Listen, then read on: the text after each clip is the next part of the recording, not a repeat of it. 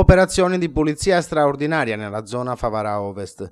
A circa 2 settimane di distanza dall'appello lanciato dal signor Salvatore Fallea, che dalla nostra rubrica La Voce del Cittadino chiedeva interventi urgenti, e dopo i chiarimenti del sindaco di Agrigento Calogero Firetto sulle competenze territoriali per l'erogazione dei servizi, nel comune di Favara hanno predisposto la pulizia delle traverse di Viale Progresso.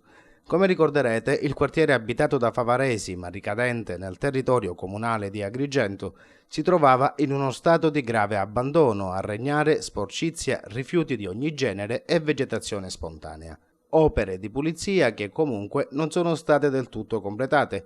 La discarica abusiva, che è stata soltanto alleggerita dai rifiuti non speciali a causa dell'assenza di adeguati controlli, sta già nuovamente crescendo. I cittadini lamentavano anche che nelle ore serali devono fare i conti con la carenza di illuminazione, essendo spenti molti punti luce.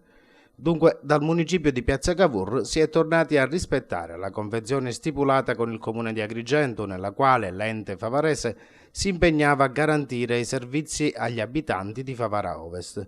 Del resto è sempre stato il comune di Favara a garantire in quella zona i lavori di pulizia, poi l'inspiegabile interruzione e l'inizio dello scaricabarile tra i due enti sulle competenze territoriali.